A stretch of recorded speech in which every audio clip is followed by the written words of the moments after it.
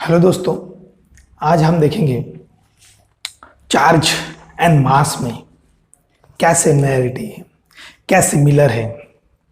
और ये सिमिलैरिटी जो है वो देख के हमें ये पता चलेगा कि मास और चार्ज कुछ हद तक सेम बिहेव करता है और कुछ प्रॉपर्टीज उनकी अलग अलग है। तो ऑब्वियस है चार्ज और मास। चार्ज इज हमने जैसा फर्स्ट लेक्चर में देखा, charge is nothing but intrinsic property, right.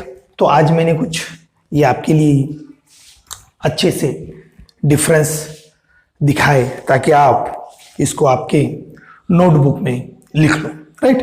तो देखते हैं, मैंने यहाँ पे मास यानी चार्ज ऐसे दो कॉलम बनाए। That is the first column for the mass, second column for the charge.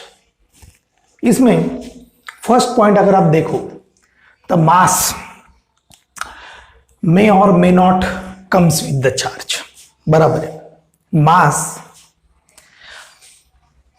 का एग्जिस्टेंस चार्ज पे डिपेंड नहीं है।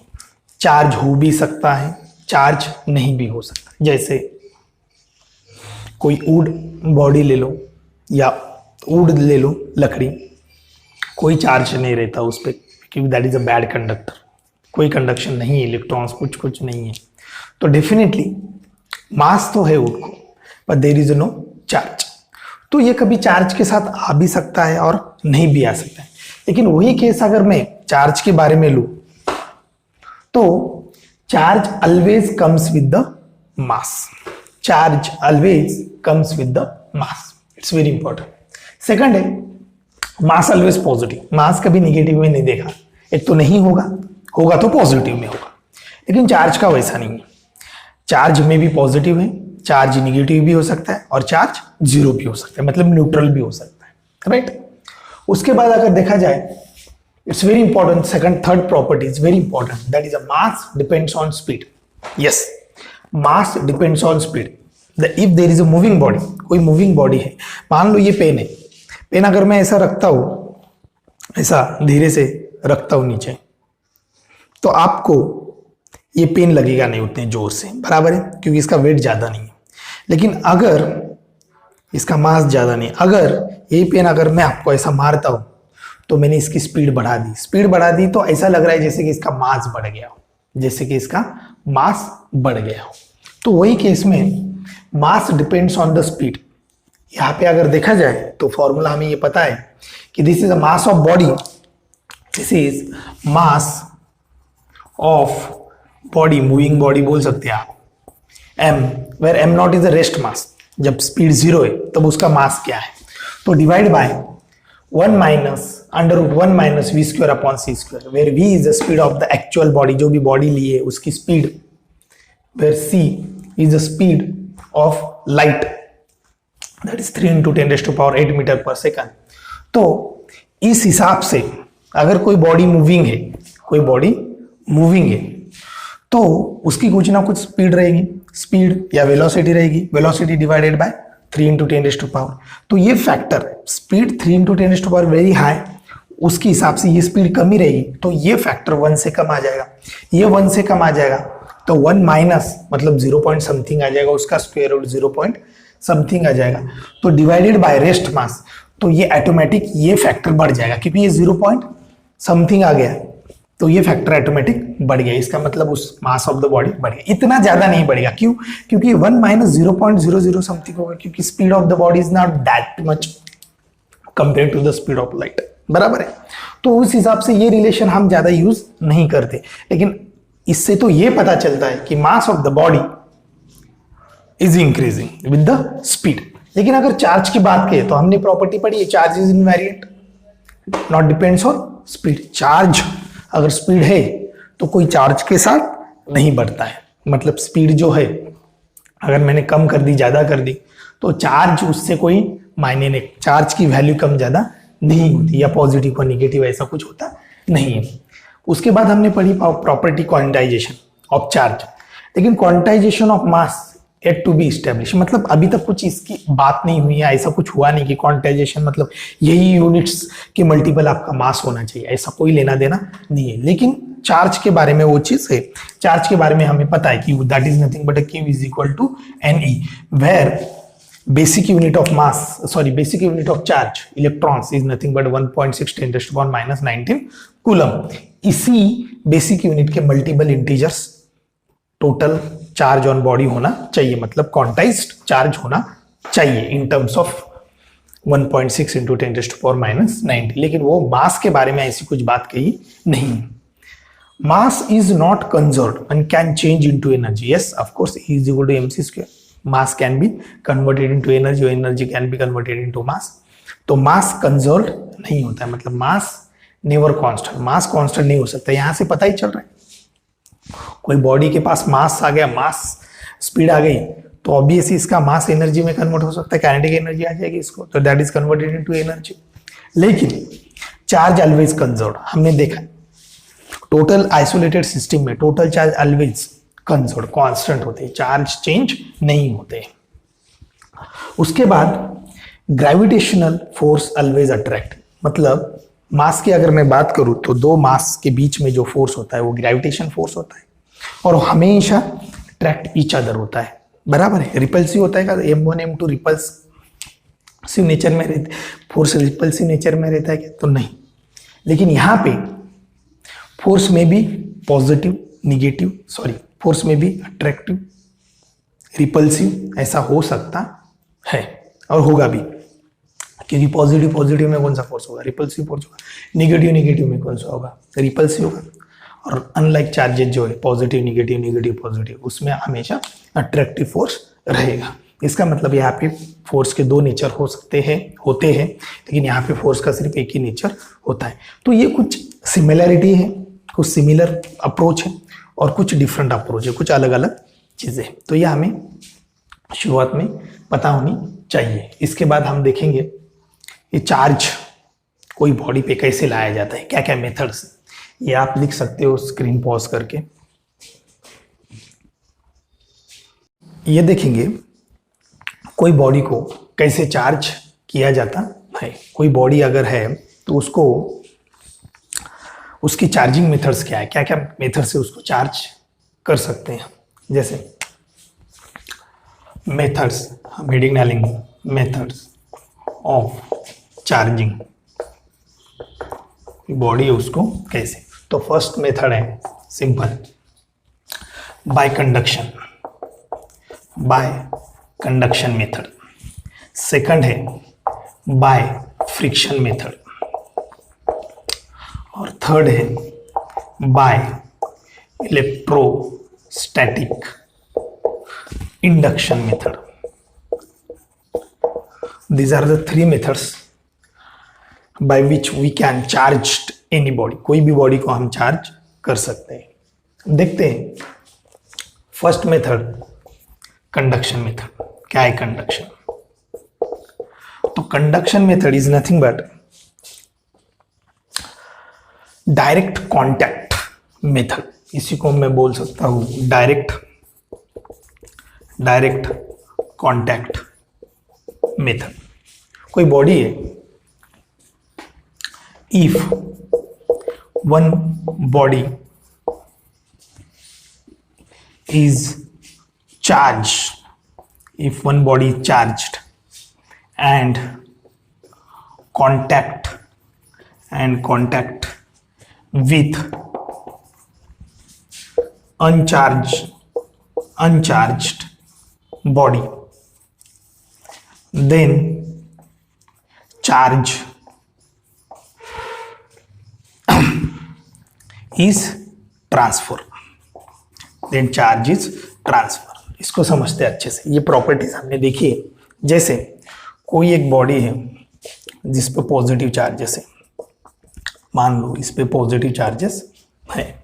अगर इस पे कोई पॉजिटिव चार्जेस है तो मैं अनचार्ज बॉडी अगर यहाँ पे लाऊं कोई, this is uncharged body, this is uncharged body और कंडक्टर, और ये चार्ज बॉडी, ये चार्ज बॉडी.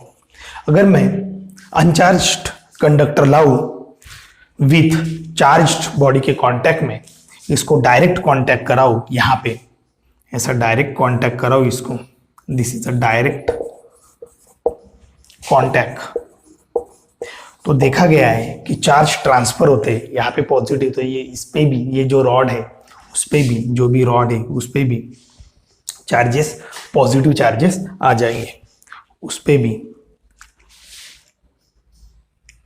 पावर अप हो गई थी। हाँ, तो हमने क्या देखा कि कोई डायरेक्ट कॉन्टैक्ट अगर चार्ज बॉडी में आता है तो definitely there must be conduction of charges. तो अगर मैं कोई सेम बॉडी लेता हूं विद डायमेंशन, ये चार्ज बॉडी है, negative negative negative negative negative negative negative, okay, this is a charge body, charge conductor बोलता हूं। अगर मैं सेम डायमेंशन वाला स्फीयर, स्फीयर बोलो जो भी, सेम डायमेंशन वाला, सेम रेडियस, अनचार्ज बॉडी अगर इसके कांटेक्ट में लाता हूं, अनचार्ज बॉडी अगर इसके कांटेक्ट में लाता हूं मैं, this is अनचार्ज, अनचार्ज conductor, this is अनचार्ज conductor, और अगर इसको कांटेक्ट कराता हूं मैं, कांटेक्ट कराता हूं, तो ऐसा पता चलता है, मान लो ये टोटल चार्ज Q है, ये टोटल चार्ज Q है, तो ये जो दो बॉडी है, negative negative negative negative negative negative, इस पे Q/2 चार्ज आ जाएगा और इस पे Q/2 चार्ज हो जाएगा। ऐसा क्यों? ऐसा इसलिए कि charge is conserved, charge is conserved. Charge हम नहीं बना सकते क्या? Q से 2 Q 3 Q बना सकते क्या? नहीं, वही चार्ज है, चार्ज सिर्फ डिस्ट्रीब्यूट हुआ है क्योंकि उसको एक और सरफेस एरिया मिल गया। नेगेटिव नेगेटिव दूर जाना चाहते थे, साथ में नहीं रहना चाहते थे क्योंकि एक ही सरफेस पर थे। अगर उसको और सरफेस एरिया अगर मिलता है तो ऑब्वियसली वो उधर जाएंगे। तो उस तरीके से ये Q/2 में मतलब सेम आ जाएगा। ये कब? If size and dimension and material भी सेम चाहिए। ऐसा क्यों मटेरियल सेम चाहिए? अगर वो मटेरियल एक्सेप्ट ही ना करे इलेक्ट्रॉन्स को, वो मटेरियल उस जैसा ना हो तो ये पॉसिबिलिटी हो सकती है ऐसे केस में कि ना ट्रांसफर हो।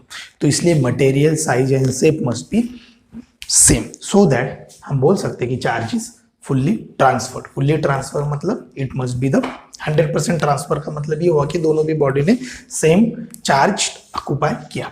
This is a conduction. इस मेथड को मैं बोलूंगा कंडक्शन मेथड। इसी मेथड को हम बोलते हैं कंडक्शन मेथड। तो ये आपको समझना चाहिए। आप ये लिख सकते हो, फिर हम देखेंगे फ्रिक्शन मेथड।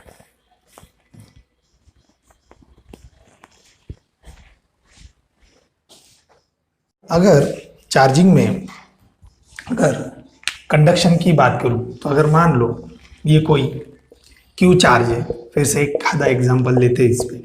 Q चार्ज और एक दूसरी बॉडी है, उस पे Q/2 चार्ज हो सकता है, Q/2 निगेटिव चार्ज उस पे है।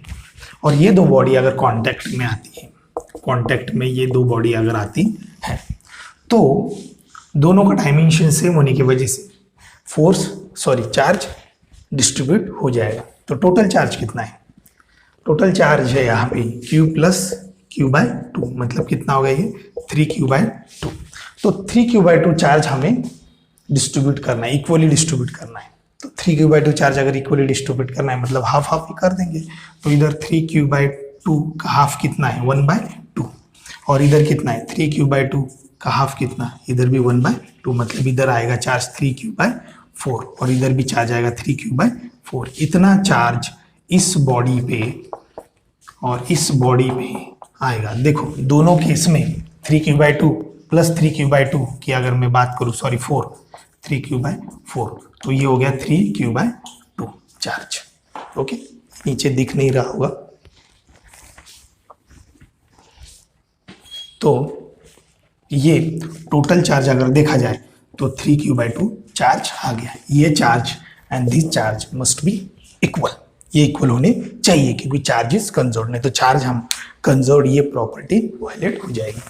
तो this is all about the conduction. Simple method है कि कोई बॉडी चार्ज करने का एक तरीका है कंडक्शन, बस कांटेक्ट करा दो, डायरेक्ट कांटेक्ट करा दो, बाकी कुछ नहीं। उसके बाद है फ्रिक्शन मेथड। फ्रिक्शन के पहले थोड़ा सा एक जान लेते हैं वर्क फंक्शन क्या होता है, कोई भी बॉडी का वर्क फंक्शन क्या होता है। वर्क फंक्शन ऑफ बॉडी, कोई भी बॉडी का work function is nothing but the work done, amount of work done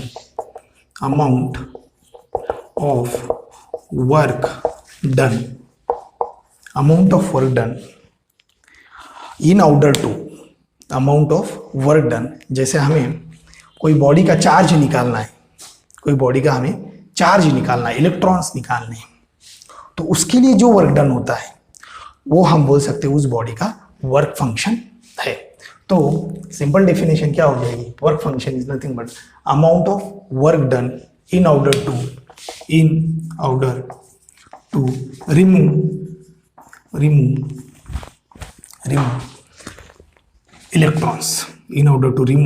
electrons, electrons remove करना कोई बॉडी से, जो वर्क डन हमें लगेगा, क्योंकि वो आउटर मोस्ट शेल में घूम रहे होंगे, न्यूक्लियस उसको खींच रहा होगा, बिकॉज ऑफ न्यूक्लियस पे कौन सा चार्ज है, प्रोटॉन की वजह से पॉजिटिव चार्ज है, राइट। तो वो पॉजिटिव चार्ज उसको खींच रहा होगा, तो इलेक्ट्रॉन्स तो आसानी से नहीं आएंगे, तो हमें क्या करना पड़ेगा, वर्क डन करना पड़ेगा। और जितने टाइट बाउंड इलेक्ट्रॉन्स होंगे उतना ज़्यादा वर्क डन हमें करना पड़ेगा, तो उसी को हम बोलेंगे वर्क फंक्शन। तो कोई बॉडी का वर्क फंक्शन जो है, मान लो ये बॉडी है, ये कोई बॉडी है, ओके, जरूरी नहीं हमेशा स्पेरिकल बॉडी रहे, इट्स नॉट नेसेसरी, कोई ऐसी बॉडी है, ओके। इस बॉडी का वर्क फंक्शन है मान लो W1, और एक दूसरी बॉडी है, इसका वर्क फंक्शन है W2, ये W1 और ये W2। तो हमें पता है कि work function 1 is greater than work function 2। इसका मतलब ये हुआ कि work function of first body is greater than 2, मतलब यहां से इलेक्ट्रॉन्स निकलना मुश्किल है, क्योंकि इसका वर्क फंक्शन ज़्यादा है, ज़्यादा अमाउंट ऑफ वर्क डन लगेगा। यहाँ पे कम अमाउंट ऑफ वर्क डन से भी काम चल जाएगा। तो आउटर मोस्ट शेल इलेक्ट्रॉन्स यहाँ से निकल सकते हैं। तो आउटर मोस्ट शेल इलेक्ट्रॉन तब निकल सकते हैं अगर उसको कोई एनर्जी मिल जाए, हम कोई एनर्जी अगर उसको दे दे और वो उसकी आयोनाइजेशन एनर्जी से ज़्यादा हो जाए, तो डेफिनेटली वो इलेक्ट्रॉन्स अपना ऑर्बिट छोड़ के दूसरे ऑर्बिट में जंप कर सकते हैं। तो ऐसे में हम जो नेक्स्ट मेथड है फ्रिक्शन, हमारी फ्रिक्शन, अगर मैं ये दो बॉडी फ्रिक्शन करूं, इन दोनों का फ्रिक्शन करूं, तो क्या इलेक्ट्रॉन्स ट्रांसफर होंगे? तो yes, electrons will be transfer. तो कैसे इलेक्ट्रॉन्स ट्रांसफर होंगे? तो सिंपल है, अगर दो बॉडी है, कोई दो बॉडी है, ये दो बॉडी है, और यहाँ पे मैं फ्रिक्शन करा रहा हूँ, फ्रिक्शन 1 and 2 बॉडी, जिसका वर्क फंक्शन 1 है और जिसका वर्क फंक्शन 2 है और W2 है। तो हमें रिलेशन पता है कि W1 is greater than W2, ये एक रिलेशन है। तो क्या जब फ्रिक्शन होगा तो कौन से इलेक्ट्रॉन्स, W2 के इलेक्ट्रॉन्स इधर जाएंगे क्या? क्योंकि वो जाएंगे, क्योंकि यहाँ पे क्या हो जाएगा, यहाँ पे बहुत सारी एनर्जी आ जाएगी। कौन सी energy? Kinetic energy with electrons. Kinetic energy मतलब थर्मल एनर्जी, बराबर है। काइनेटिक एनर्जी मतलब हमने काइनेटिक एनर्जी दी, वो थर्मल फ्रिक्शन हुआ, थर्मल एनर्जी करके वहाँ पे चली गई और फिर वो ज़्यादा एनर्जी बन गई। देन आयनाइजेशन एनर्जी से अगर वो एनर्जी ज़्यादा बढ़ गई तो डेफिनेटली ये इलेक्ट्रॉन्स जो है, आउटर मोस्ट शेल इलेक्ट्रॉन्स है, वो इधर ट्रांसफर हो गई। तो मतलब ये इलेक्ट्रॉन्स इधर आ गए तो इस बॉडी पे पॉजिटिव चार्ज आ जाएगा और इस बॉडी पे नेगेटिव चार्ज आ जाएगा। जैसा ये हम डेली एग्जांपल्स देखते हैं कि अगर कॉम है, कंघी अगर बालों पे हम रफ करें तो डेफिनेटली, और उसके बाद हम किसी कागज़ के टुकड़े को उसको एक कोई पेज ले लो तो वो ऐसा खींच लेता है। इसका मतलब क्या है कि वहाँ पे चांसेस है कि फ्रिक्शन होने की वजह से वो पॉजिटिव या नेगेटिव चार्ज उस पर आ गया। That is very important. तो ये चीज़ें हमें समझना चाहिए। तो इसके लिए बहुत सारे एग्जाम्पल्स है, वो हम एग्जाम्पल्स मैं यहाँ पे लिख लेता हूँ।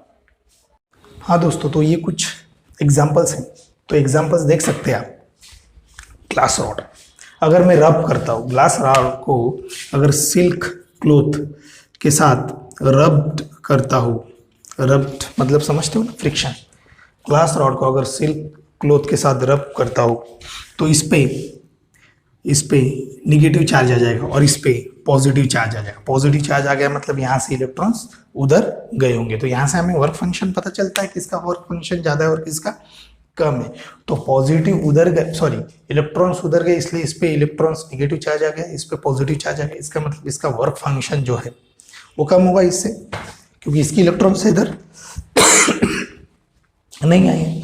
Same about woollen cloth. Woollen cloth अगर प्लास्टिक, कोई भी प्लास्टिक ऑब्जेक्ट, पेन जैसा कोई भी ऑब्जेक्ट ले लो, वुलन क्लोथ पे रब करो तो वो भी इस पे पॉजिटिव और इस पे निगेटिव चार्ज आ जाता है। वही सेम ड्राई एयर एंड कंघी कॉम अगर हम रब करते हैं तो इस पे निगेटिव और इस पे पॉजिटिव चार्ज आ जाता है। Same like the cat skin and ebonite rod. Cat skin मतलब कोई बिल्ली के स्किन को हम अगर इबोनाइट रॉड से रब करें तो डेफिनेटली इस पे निगेटिव और इस पे पॉजिटिव चार्ज आए। इससे एक बात पता चलती है कि वर्क फंक्शन जो है, अगर मैं इसको वर्क फंक्शन W1 बोलूँ और इसका वर्क फंक्शन W2 बोलूँ तो किसका वर्क फंक्शन ज़्यादा रहेगा, तो इसका वर्क फंक्शन ज़्यादा रहेगा। बराबर है, तो ये हमें समझना चाहिए। और भी कुछ एग्जाम्पल्स हैं, तो ये जैसा मैंने फिर से एक बार बता दूँ कि इसका फ्रिक्शन अगर मैं करता हूँ तो इस बॉडी पे निगेटिव और ये निगेटिव इधर आने के बाद ये बॉडी निगेटिव चार्ज हो जाएगी और ये बॉडी इलेक्ट्रॉन्स डिफिशियंसी की वजह से पॉजिटिव। ये मैं थोड़ा सा ऊपर लिखता हूँ।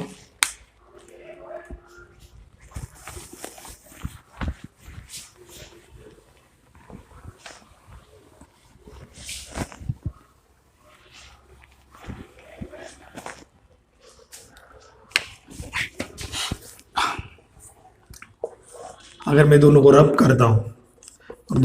करता हूँ तो इसके निगेटिव जो है तो इधर आ जाएंगे। सर इसके क्यों इधर आएंगे, क्योंकि इसका फंक्शन जो है वो W2 is less than W1 का वर्क फंक्शन ज़्यादा है। तो ज़्यादा होने की वजह से, W2 कम होने की वजह से इसके इलेक्ट्रॉन्स आसानी से, अमाउंट ऑफ वर्क डन कम होगा तो इसकी आसानी से इधर आ सकते हैं। तो बॉडी ये जो है ये निगेटिव चार्ज बॉडी बन जाएगी। वन बॉडी जो है वो निगेटिव चार्ज बॉडी बन जाएगी और सेकंड बॉडी जो है वो पॉजिटिव चार्ज बॉडी बन जाएगी। क्या सेम इलेक्ट्रॉन्स ट्रांसफर हो गए तो उतना ही पॉजिटिव चार्ज इधर होगा जितना इधर, उतना निगेटिव चार्ज है। ये हमें समझना चाहिए अच्छे से। और कुछ एग्जांपल्स है, जैसे कोई एग्जांपल मान लो क्लाउड, जो फ्रिक्शंस होते हैं, क्लाउड्स पता है आपको, तो जो क्लाउड्स ऊपर जो इधर से उधर मूव होते हैं, तो ये कुछ तो डिस्टर्बेंस है, हम थोड़ा रुकते हैं। तो हम वो चीज़ देख रहे हैं फिर से, जो फ्रिक्शंस है,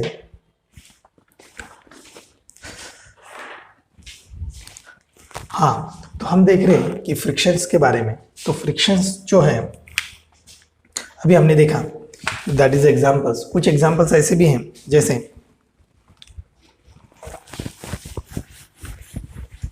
ये आपने लिख लिया होगा क्लाउड्स का। क्या अगर मैं कुछ एग्जांपल आपको बता दूं क्लाउड्स के बारे में।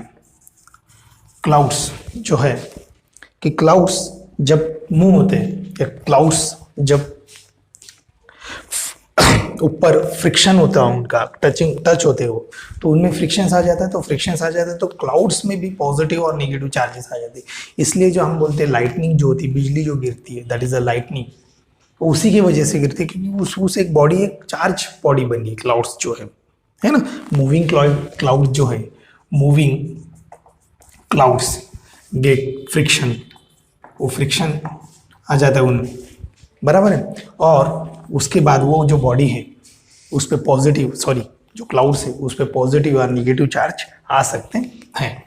तो नेक्स्ट एग्जांपल अगर देखा जाए, और आपने कुछ ऑब्जर्व किया होगा कि नहीं पता नहीं, कि जो ट्रक्स होते हैं, ट्रक जब कोई एक्सप्लोजिव सामान कैरी करता है, गुड्स कैरी करता है जो कि एक्सप्लोजिव हो, अगर एक्सप्लोजिव मटेरियल अगर वो कैरी करता है तो नीचे उसके एक चेन बांध देते हैं, चेन टाई कर देते हैं, मेटल चेन, ताकि वो टच रहे ग्राउंड को। ऐसा क्यों? ऐसा इसलिए कि जो एक्सप्लोजिव होता है तो वो बॉक्सेस जो अंदर होते हैं वो ड्यूरिंग द ट्रैवलिंग वो फ्रिक्शन हो सकता है उनमें। अगर उनमें फ्रिक्शंस हो गया और वो वहाँ पे चार्ज डेवलप हो गए फ्रिक्शन की वजह से, क्योंकि एक्सप्लोजिव मटेरियल है, ऑब्वियस है, एटम्स, इलेक्ट्रॉन, सब चीज़ें होंगी वहाँ पे। तो वहाँ पे जो फ्रिक्शंस डेवलप होगा, फ्रिक्शंस की वजह से चार्ज डेवलप होंगे। वो जो चार्ज है वहाँ पे एक्यूमुलेटर नहीं होनी चाहिए, ज़्यादा चार्ज नहीं बननी चाहिए, ज़्यादा चार्ज एक जगह नहीं आनी चाहिए, नहीं तो स्पार्क हो सकता है, चार्ज इधर से उधर ट्रांसफर हो सकते हैं। और आपको पता है चार्ज अगर ट्रांसफर होते हैं तो moving charges is nothing but the current होता है, राइट। तो ऐसा ना हो, इलेक्ट्रॉन्स या चार्जेस ज़्यादा वहाँ पे डेवलप ना हो, तो इसलिए हम एक चेन बना देते हैं, चेन टाई कर देते हैं, ताकि जो भी चार्जेस हो वो चेन के थ्रू ग्राउंड हो जाए या ग्राउंड में चले जाए। तो ये कुछ एग्जांपल्स है फ्रिक्शंस के जो हमें पता होने चाहिए। अब नेक्स्ट देखेंगे हम,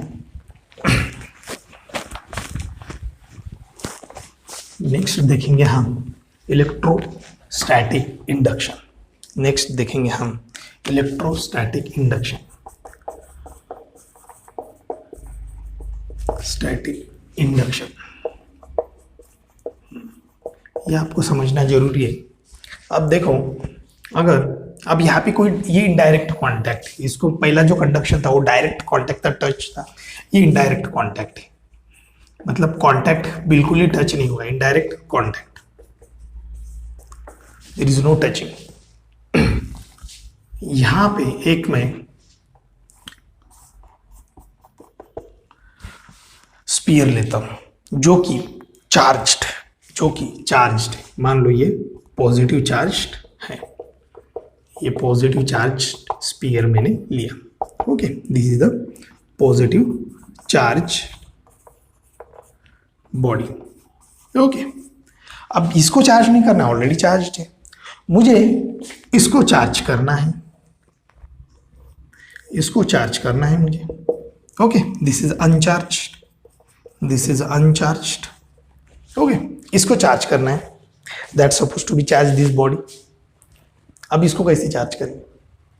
सिंपल है, जब मैं अभी अगर देखा जाए तो ये न्यूट्रल है, दिस इज ए न्यूट्रल मतलब इलेक्ट्रॉन्स नहीं क्या उसमें, how many electrons?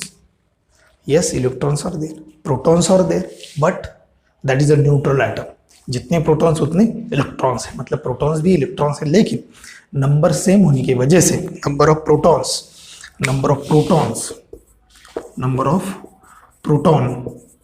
Is equal to number of electron, same होने की वजह से this body is neutral body. अब क्या करूंगा, इसको मैं इसके पास लाऊंगा, जैसे इसको पास लाऊंगा मैं इस बॉडी को टच नहीं करूंगा, जैसे मैं इस बॉडी को पास लाऊंगा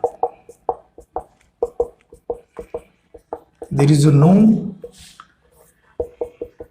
डायरेक्ट कॉन्टैक्ट, ओके। जैसे मैं इस बॉडी को पास लाऊंगा, अनचार्ज बॉडी को जैसे ही पास लाऊंगा मैं, तो क्या होगा, इसमें जो एटम्स है और इसमें जो इलेक्ट्रॉन्स प्रोटॉन्स हैं, तो पॉजिटिव चार्ज होने की वजह से वो इलेक्ट्रॉन्स इस साइड आ जाएंगे,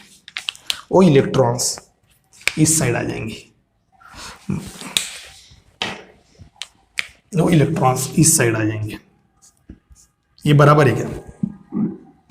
ओके, ये इलेक्ट्रॉन्स इस साइड आ जाएंगे और जो पॉजिटिव चार्ज है वो आगे चले जाएंगे। अगर इलेक्ट्रॉन्स इस साइड आ जाएंगे तो पॉजिटिव, क्यों इलेक्ट्रॉन्स इस साइड आए? क्योंकि इधर बहुत सारे प्रोटॉन्स है, वो उसको खींच रहे, बराबर है ना, क्योंकि ये चार्ज्ड बॉडी, ये अनचार्ज, अभी भी ये अनचार्ज्ड है, क्यों? Because number of electrons is equal to number of protons. लेकिन यहाँ पे दो पोल बन गए, अगर आप देखा जाए तो बॉडी दो पोल बन गए, एक निगेटिव पोल एक पॉजिटिव पोल। तो क्या मैं बोल सकता हूँ दिस इज अ पोलराइजेशन, इसी को हम बोलते हैं पोलराइजेशन, कि पोलर होगी बॉडी, पोलर बॉडी बोल सकते हैं इसको, इसी को बोलते हैं हम पोलराइजेशन। अब नेक्स्ट क्या होगा, नेक्स्ट क्या करना है, ये निगेटिव चार्ज जो है ना इधर आ गया। अब इसको मैं इस बॉडी को मैं ग्राउंड कर देता हूं एक साइड से, इसको ऐसे ग्राउंड कर देता हूं, ग्राउंड का सिंबल ये होता है, this is a ground. Okay, तो क्या हो जाएगा, जो पॉजिटिव चार्ज है, positive charge passed into ground, ground में वो पास हो जाएंगे और इस बॉडी पे सिर्फ कौन से चार्ज रहेंगे, निगेटिव चार्ज। इस बॉडी पे कौन से चार्ज रहेंगे, सिर्फ negative charge. This is now negative charge, और वो इधर से भी रहेंगे। ओके, इधर से अभी फिलहाल में नहीं रहेंगे, ऐसा मान लो, अभी नहीं है क्योंकि ये बॉडी इसके पास है। अब नेक्स्ट क्या होगा, this is a first step, this is a second step, this is a third step. Okay, ये बॉडी इसके पास है। अब मैं क्या करूंगा, फोर्थ स्टेप में इसको, फोर्थ स्टेप में उस ग्राउंड को, जैसे पॉजिटिव चार्ज पूरे खत्म हुए, उस ग्राउंड को मैं डिस्कनेक्ट कर दूंगा। जैसे ग्राउंड को डिस्कनेक्ट कर दूंगा और ये बॉडी जो है, ये बॉडी दूर लेके जाऊंगा, तो उस पर सिर्फ कौन से चार्ज बचे रहेंगे, निगेटिव निगेटिव निगेटिव। उस पर कौन से चार्ज बचे रहेंगे, सिर्फ निगेटिव निगेटिव निगेटिव चार्ज ऐसे बचे रहेंगे। Only negative charge will be there. तो इस तरीके से हम पॉजिटिव चार्ज जो बॉडी थी, जो ए बॉडी थी, मैं यहाँ पे इसको ए बॉडी बोलता हूँ, इसको बी बोलता हूँ ताकि आपको कंफ्यूजन ना रहे। This is a B body, और बी बॉडी अब चार्ज हो गई, लेकिन चार्ज कैसे हुआ, निगेटिव चार्ज हो गई। इसका मतलब ये हुआ कि जब भी हमें निगेटिव बॉडी अगर चार्ज करना है, मतलब बॉडी को निगेटिव चार्ज देना है, तो हमारे पास एक पॉजिटिव कंडक्टर चाहिए, पॉजिटिव चार्ज कंडक्टर चाहिए। तो ये सब कुछ तभी पॉसिबल है, इसको बोलते हैं हम इंडक्शन। अब इस बॉडी को, जो बॉडी काम कर रही है, जो बॉडी इंड्यूस कर रही है, उसको हम बोलेंगे इंड्यूसिंग बॉडी। ये जो बॉडी है, ये इंड्यूसिंग बॉडी हो गई। ये कौन सी बॉडी हो गई, इंड्यूसिंग बॉडी। ये तो अनचार्ज्ड है जिसपे हम ये कर रहे हैं। ये जो चार्ज है, ये इंड्यूसिंग चार्ज है, क्योंकि यही तो काम कर रही है, इसको बोलेंगे हम इंड्यूसिंग चार्ज। और ये जो चार्ज है, ये निगेटिव और पॉजिटिव, इसको हम बोलेंगे इंड्यूस्ड चार्ज। इसको क्या बोलेंगे हम, induced charge. Okay, this are the inducing charge, जो कि चार्ज इंड्यूस करा रहे हैं, और ये चार्ज इंड्यूस्ड हो गए हैं, ये बन गए, वहां पे चार्ज बन गए। इसका मतलब वहां पे ऑलरेडी थे, अलग अलग हो गए, सेपरेशन हो गया, बाकी कुछ नहीं। मैंने पहले बोला वहां पे ऑलरेडी नंबर ऑफ प्रोटॉन, तो हमने क्या किया, number of protons electron separate कर लिए और नंबर ऑफ इलेक्ट्रॉन्स यहाँ पे रख दिए, और ये बॉडी के पॉजिटिव चार्ज चले गए। तो ये बॉडी, आप बोलेंगे सर ये निगेटिव क्यों नहीं गई, ये निगेटिव इसकी वजह से अट्रैक्ट है, कुछ निगेटिव चले गए होंगे, निगेटिव पॉजिटिव एटम से चले गए होंगे, सॉरी प्रोटॉन्स चले गए होंगे, उसमें कोई डाउट नहीं, कुछ निगेटिव भी चले गए होंगे, लेकिन ये कुछ इधर है, और बाद में जब ये कट करूंगा तो ये जो है ये डिस्ट्रीब्यूट हो जाएंगे ऐसे, बराबर है। तो this is all about the electrostatic induction. ये समझ में आया आपको, this is the inducing charge, this is the induced charge. एक और बात, क्या इंड्यूस्ड चार्ज और इंड्यूसिंग चार्ज सेम नंबर होंगे? ये आप लोगों ने लिख लिया होगा, मैं ये मिटा देता हूं।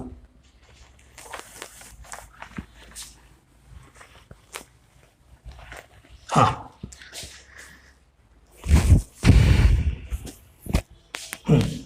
क्या इंड्यूसिंग चार्ज और इंड्यूस्ड चार्ज सेम नंबर होंगे? तो इसका रिलेशन ऐसा है कि मान लो हमारे पास 100 इंड्यूसिंग चार्ज है, जो कि इंड्यूस्ड करने के लिए हेल्प करेंगे, और हमारे पास इंड्यूस्ड चार्ज तो अभी कुछ नहीं है, क्योंकि इंड्यूस हुआ ही नहीं। अब जब मैं इसको इंड्यूस्ड करूंगा तो मैक्सिमम कितने इंड्यूस कर सकता हूं, 100। उससे ज्यादा कर सकता हूं क्या, क्योंकि उतने ही प्रेजेंट है। मैक्सिमम हम इंड्यूसिंग चार्ज इतने ही इंड्यूस्ड कर सकते हैं, मैक्सिमम बोल रहा हूं मैं, उतने ही होंगे हमेशा, इसकी कोई गारंटी नहीं है, क्योंकि वो मटेरियल पे डिपेंड करता है। ये मटेरियल सपोर्ट ही नहीं कर रहा है इंडक्शन को, वो नहीं इलेक्ट्रॉन्स को, क्योंकि इसका वर्क फंक्शन ज्यादा है। ऐसा भी हो सकता है वर्क फंक्शन कम रहा, वर्क फंक्शन बहुत ही कम रहा, तो इलेक्ट्रॉन जल्दी जल्दी आ जाएंगे। 100 है तो 100 पूरे के पूरे 100 ये खींच लेगा इस साइड में, बराबर है। लेकिन अगर इसका वर्क फंक्शन ज्यादा है, आने नहीं देगा, तो 100 से कम हो जाएंगे, 50 हो जाएंगे, 60 हो जाएंगे, तो वो वर्क फंक्शन पे डिपेंड है। तो हम बोल सकते हैं कि इंड्यूसिंग चार्ज और इंड्यूस्ड चार्ज, चार्ज ये इक्वल भी हो सकता है अगर वर्क फंक्शन बहुत ही कम है तो, बी बॉडी का वर्क फंक्शन बहुत ही कम है तो, नहीं तो इससे कम रहेगा, इससे कम रहेगा इंड्यूस्ड चार्ज। ये हमें समझना चाहिए कि इंड्यूसिंग चार्ज और इंड्यूस्ड चार्ज, इंड्यूसिंग चार्ज मतलब जो इंड्यूस कर रहा है हमारे केस में पॉजिटिव है तो निगेटिव, बराबर। नेक्स्ट ये समझना चाहिए कि कोई भी बॉडी अगर हमें निगेटिव चार्ज लाना है तो हमारे पास कौन सी बॉडी चाहिए, इंड्यूसिंग, पॉजिटिव चाहिए, और अगर हमें पॉजिटिव लाना है तो हमें निगेटिव चाहिए। ग्राउंड का क्या फंक्शन है, ग्राउंड का इतना ही फंक्शन था, जो पोलराइजेशन था तो एक पार्ट उसने ग्राउंड मतलब सभी इलेक्ट्रॉन्स हो या प्रोटॉन्स हो सभी वो एक साइड पास कर लिए उसने, that is a function of ground. ये ऐसा है, दिस इज इलेक्ट्रोस्टैटिक इंडक्शन, यही इंडक्शन है। ये इनडायरेक्ट कोई कांटेक्ट नहीं, यहाँ पे देयर इज नो कांटेक्ट, कोई कांटेक्ट नहीं होना चाहिए, ये आपको अच्छे से समझना चाहिए, ये आप लिख सकते हो। कुछ बातें इसके जान लेते हैं कि चार्जिंग इंड्यूस चार्जिंग मेथड जो है inducing charge is greater than induce charge, ये तो देखा ही हमने अभी। अब अगर और कुछ इंडक्शन के बारे में जान लेते हैं कि इस फिनोमेना को बोला गया है रिडिस्ट्रीब्यूशन ऑफ चार्ज, बराबर है क्या, तो यस ये चार्जेस रिडिस्ट्रीब्यूट कर दिया हमने, बाकी कुछ नहीं। इसको ये पॉजिटिव थी, निगेटिव लाया हमने और उसको एक रिडिस्ट्रीब्यूशन ऑफ चार्जेस हम बोल सकते हैं। तो ये रिडिस्ट्रीब्यूशन ऑफ चार्जेस भी है, ये हमें समझना चाहिए।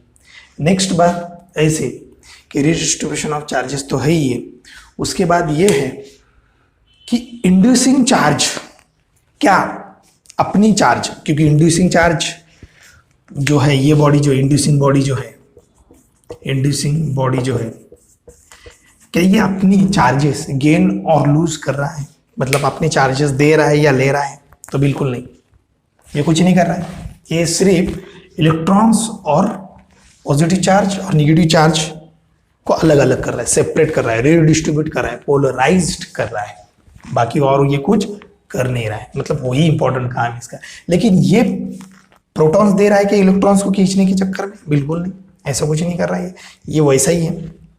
तो क्या मैं बोल सकता हूँ इंड्यूसिंग बॉडी जो है, इंड्यूसिंग बॉडी जिसके हम हेल्प ले रहे हैं, इंड्यूसिंग बॉडी नाइदर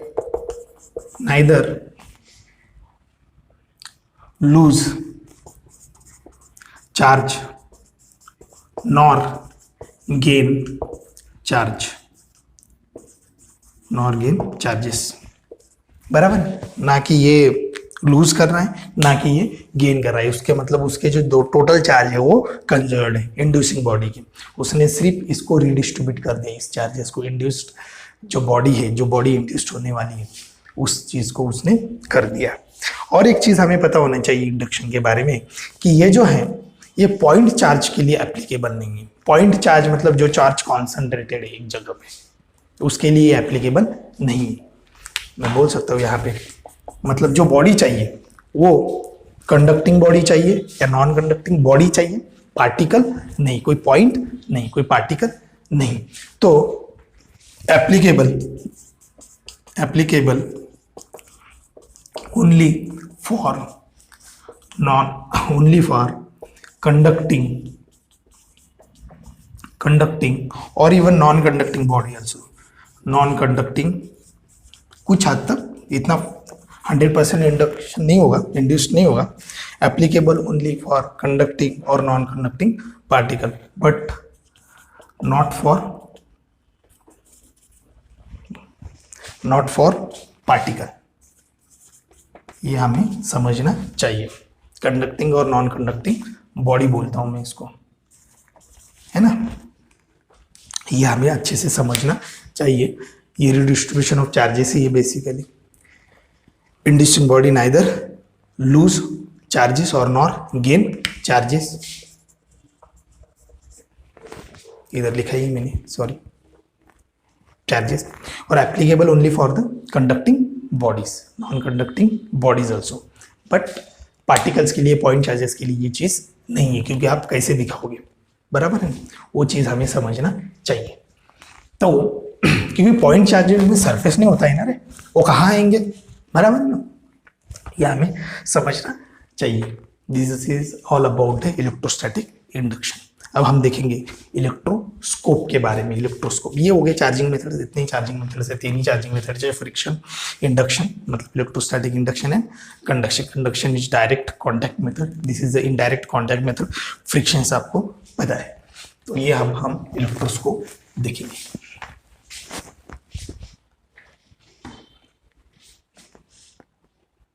अब हम देखेंगे इलेक्ट्रोस्कोप। क्या है इलेक्ट्रोस्कोप? तो एक डिवाइस है, जो डिवाइस चार्ज डिटेक्ट करेगा, कोई भी बॉडी पे चार्ज कैसे, पॉजिटिव चार्ज बॉडी है वो या नेगेटिव चार्ज बॉडी हुए, क्योंकि हमें पॉजिटिव और नेगेटिव चार्ज बॉडी देखने से तो पता नहीं चलेगा, नेकेड आई से तो दिखेगा नहीं, बराबर है। तो उसके लिए ये सिंपल डिवाइस एक है। तो इलेक्ट्रोस्कोप में क्या देखा गया है कि एक ग्लास बॉटल लिया है, ग्लास बॉटल को हमने इंसुलेटर मतलब जहां से कंडक्शन जीरो, कोई कंडक्शन नहीं होगा इंसुलेटर से, वहां पे एक होल गिराया है आपने और एक ऐसा रॉड लिया, ब्रास रॉड, जिसका कंडक्शन अच्छा है, और एक ब्रास डिस्क जो कि यहाँ पे कंडक्शन कर दिया हमने, तो यहाँ पे ऐसा आ जाएगा। और यहाँ पे एक गोल्ड ल्यूज ली, उसका कंडक्शन और भी अच्छा है। गोल्ड ल्यूज के जगह आप कुछ भी ले सकते हो, मतलब इस टाइप का वो कंस्ट्रक्शन है, या ऐसा या ऐसा, ठीक है ना, या ऐसा हमने रख दिया इसको। तो ये दो ऐसे इधर उधर हो सकते हैं। तो एल्यूमिनियम फॉइल भी ले सकते हो आप, गोल्ड जरूरी नहीं है, ओके, लेकिन एक स्टैंडर्ड को दिखाना है तो इसलिए हम ले लिए। कोई ये पैसे वाला होगा तो ये तार भी गोल्ड का ले लेगा, वो अपने अपने लग्जरियस आइटम पे डिपेंड है, वो जरूरी नहीं है, बराबर, उसका कोई लेना देना है नहीं बेसिकली। अब मैं क्या करूँगा, इसको चार्ज करूँगा, इस इलेक्ट्रोस्कोप को चार्ज करूँगा। किसके लिए ये कि क्या है electroscope? To detect charge on body और कंडक्टर, बराबर है। हाँ, तो अब मैं इस इलेक्ट्रोस्कोप को पहले चार्ज करता हूँ बाय कंडक्शन मेथड, ओके। बस कुछ रॉड यहाँ पे लाता हूँ, पॉजिटिव या निगेटिव जो भी हो, जो भी चार्ज करना है, मुझे मान लो पॉजिटिव चार्ज करना है, तो यहाँ पे ये इस तरीके से मैं इसको चार्ज करता हूँ, ओके। ये हमने इसको चार्ज किया बाय कंडक्शन मेथड, मान लो यहाँ पे पॉजिटिव पॉजिटिव पॉजिटिव चार्ज लाए मैंने, तो यहाँ पे जो गोल्ड लीव्स है तो यहाँ पे पॉजिटिव चार्ज आ जाएगा पूरा ब्रास डिस्क पे, these are the positive charge. ये इस पे पॉजिटिव चार्ज आ जाएगा और रॉड पे भी, बराबर है, और पॉजिटिव चार्ज इस दोनों में भी आ जाएगा, बराबर है। This is a positive charge, इस पे भी पॉजिटिव चार्ज आ गया। अब these are the charge conductor, sorry electroscope, ये चार्ज इलेक्ट्रोस्कोप है, वही सेम। अब क्या होगा, ये जो फॉइल है, गोल्ड लीव्स है, वो पहले नॉर्मल पोजीशन ऐसी थी उसकी, जैसे मैंने उसको चार्ज दिया तो वो थोड़ा सा ऐसा हो गया, क्यों ऐसा, डाइवर्ज हो गया, डाइवर्जेंस आ गया उसमें, कन्वर्जेंस ये, डाइवर्जेंस ये, going away from this particular, making some space. ऐसा क्यों? क्योंकि इस पे भी पॉजिटिव चार्ज, इस पे भी पॉजिटिव चार्ज, और वो रिपल्शन उसमें आ गया, बराबर है। तो अब कोई चार्ज्ड बॉडी मैंने लाई, कोई चार्ज्ड बॉडी इसके पास लाई। अब ये कंडक्शन मेथड से मैंने इसको चार्ज कर दिया। अब ये मैं यहाँ से निकाल देता हूँ, ओके, यहाँ से मैंने ये बॉडी निकाल दी, तो ये चार्ज्ड है, ओके। अब मैंने कोई बॉडी लाई, अननोन बॉडी, पता नहीं इस पे क्या चार्ज्ड है, ओके, वो यहाँ पे रख दें, नेगेटिव है पॉजिटिव पता नहीं मुझे। तो जैसे मैंने ये बॉडी इस पे लाई, इसके पास लाई, कांटेक्ट में लाई, तो क्या हुआ, ये जो चीज है पॉजिटिव पॉजिटिव पॉजिटिव, ये मान लो दो चीज हो सकती है, एक तो इसमें डाइवर्जेंस होगा, एक तो इसमें कन्वर्जेंस होगा। मान लो इसमें डाइवर्जेंस हुआ, डाइवर्जेंस हुआ। तो डाइवर्जेंस का मीनिंग क्या? What is the meaning of divergence? तो डाइवर्जेंस मतलब ये फॉइल दूर दूर गई, दूर दूर इसलिए गई होगी क्योंकि इस पे और पॉजिटिव चार्ज आया होगा। और पॉजिटिव चार्ज किसने लाया? तो इसने लाया होगा, क्योंकि और तो नहीं है, चार्ज तो ये बना नहीं रहा है। तो पॉजिटिव चार्ज किसने लाया होगा यार? उस कंडक्टर ने। इसका मतलब ये जो कंडक्टर है, ये जो कंडक्टर है, ये डाइवर्जेंस के केस में ये कौन सा हो सकता है? चार्ज बॉडी कौन सी हो सकती है? अननोन चार्ज बॉडी जो है, अननोन चार्ज बॉडी अगर डाइवर्जेंस दिखा रहा है तो वो क्या हो सकती है? अननोन चार्ज बॉडी क्या हो सकती है? पॉजिटिव, क्योंकि ये ऑलरेडी पॉजिटिव चार्ज्ड इलेक्ट्रोस्कोप है। तो unknown charge body is nothing but positive charge. बराबर है, कोई डाउट इसमें? अगर यही कन्वर्जेंस दिखा रहा है, यही अगर कन्वर्जेंस दिखा रहा है, यही कन्वर्जेंस दिखा रहा है, तो अननोन चार्ज बॉडी क्या होगी? What is unknown charge body? पे कौन सा चार्ज होगा? अगर ये कन्वर्जेंस दिखा रहा है, ये कन्वर्जेंस दिखा रहा है, तो क्या मैं बोल सकता हूं कि इसके जो पॉजिटिव चार्ज है वो कम हो गए? कम कैसे हो गए? जब इलेक्ट्रॉन्स आएंगे आपस में मिल जाएंगे, न्यूट्रल एटम बन जाएगा। तो क्या वो अमाउंट ऑफ चार्जेस कम हो जाएंगे? तो यस, अमाउंट ऑफ चार्जेस इस पे कम हो गए तो ये उतना डाइवर्जेंस नहीं रहेगा, उतना रिपेल नहीं रहेगा, वो कन्वर्ज हो जाएगा। तो जब ये कन्वर्जेंस आ जाएगा तो अननोन चार्ज बॉडी हमने कौन सी लाई होगी? इसको न्यूट्रलाइज करने के लिए इसके अपोजिट चार्ज वाला था। अपोजिट चार्ज इसका कौन सा है? तो निगेटिव चार्ज। अपोजिट चार्ज कौन सा है इसका? तो निगेटिव चार्ज। मतलब निगेटिव चार्ज बॉडी होनी चाहिए जो भी अननोन चार्ज हम ला रहे। दिस इज अननोन, ये पता नहीं, अननोन चार्ज बॉडी। समझ में आया? बहुत सिंपल है। इस पे ये भी पता चलता है जो अमाउंट ऑफ जो डाइवर्जेंस और कन्वर्जेंस जितना ज्यादा, ओके, मोर डाइवर्जेंस,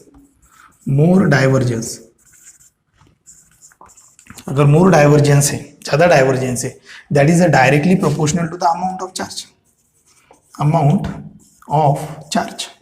जितना ज्यादा चार्ज उतना ज्यादा अमाउंट ऑफ डाइवर्जेंस हो गया। बराबर ना? ये भी हम एक प्राइमरी कंक्लूजन बोलो या एक वो हमने नोटिस किया है कि ज्यादा डाइवर्जेंस होगा मतलब वो अमाउंट ऑफ चार्जेस ज्यादा होंगे, मतलब वो बॉडी पे ज्यादा कन्वर्जेंस, फास्ट कन्वर्जन होगा और ज्यादा कन्वर्जन हो गया, इसका मतलब निगेटिव चार्ज ज्यादा आ गए। बराबर है? तो ये चार्ज इलेक्ट्रोस्कोप होना जरूरी है। चार्ज किससे किया? हमने सिंपल कंडक्शन से किया और बाद में कंडक्शन मेथड से दूसरी बॉडी लाए और वो बॉडी कन्वर्जेंस और डाइवर्जेंस के बेसिस पे हमने देखा ये फॉइल कौन सी भी हुई तो चलता है। जरूरी नहीं it's must be the gold foil, ये एल्यूमिनियम कुछ भी हो सकता है, लेकिन वो कंडक्टर चाहिए और थोड़ा सा हल्का चाहिए, नहीं तो उसके वेट के वजह से ही वो डाइवर्जेंस और कन्वर्जेंस ना करे, है ना? It's must be light weight. समझ में आ गया ये आपको? गोल्ड यूज इसलिए लिए कि उसका एकदम लाइट वेट वाला हम कागज जैसा उसका कर सकते हैं। बराबर है? बाकी इसमें वो उतनी स्ट्रेंथ होती नहीं है। मेरे ख्याल से इलेक्ट्रोस्कोप हमें समझ में आया है। अब हम नेक्स्ट टॉपिक देखें।